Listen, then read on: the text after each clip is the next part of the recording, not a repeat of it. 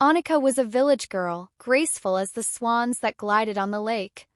She was known not just for her beauty but for her fierce, generous heart. She fell in love with Elias, a humble carpenter with calloused hands and eyes that carried a universe of dreams. They grew up together, and their love bloomed like wildflowers between stones, unshakable, unexpected, and pure. They planned to marry at the water's edge, where they had first confessed their love. The village came alive with anticipation for their wedding. But on the morning of the ceremony, a fierce storm rose from nowhere, churning the usually calm lake into a frenzy. Elias had taken his small boat to the other side to retrieve a family heirloom for Annika, a silver locket belonging to his late mother. He never returned. The storm swallowed the lake, and with it, the man Annika had built her world around. When they found the shattered boat washed ashore, the village mourned. But Annika refused to believe Elias was gone. She stood by the water for days, calling his name. On the seventh night, wearing her wedding dress and holding the locket he had meant to give her, delivered by a fisherman who found it tangled in his net, she stepped into the lake and disappeared beneath its dark surface. They never found her body.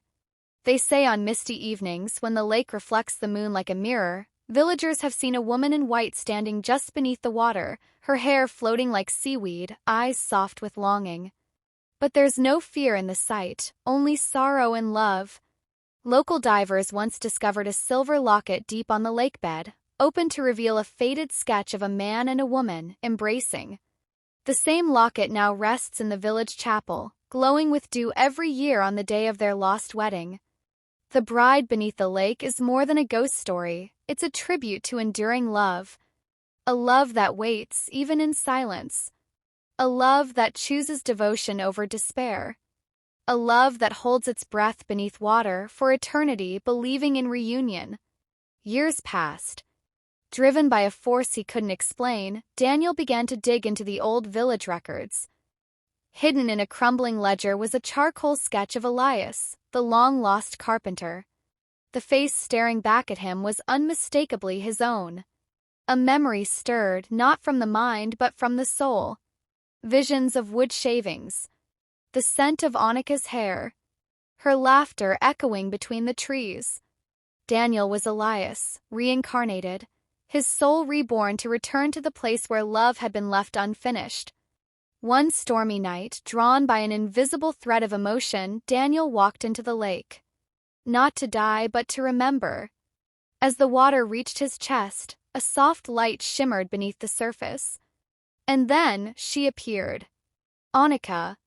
Her hand broke the surface first, slender and trembling, reaching. Then her face, luminous as the moon, surfaced with tears in her eyes. Not ghostly. Real. Their fingers touched, and the years between them collapsed into nothing. The water around them calmed, rippling in slow, graceful circles. Time held its breath. The villagers claimed the lake glowed that night, soft blue as if stars had fallen into it. In the morning, Daniel was gone. No body. No footprints. Just a dry silver locket on the shore, open to show a new sketch, two figures hand in hand finally walking away from the lake.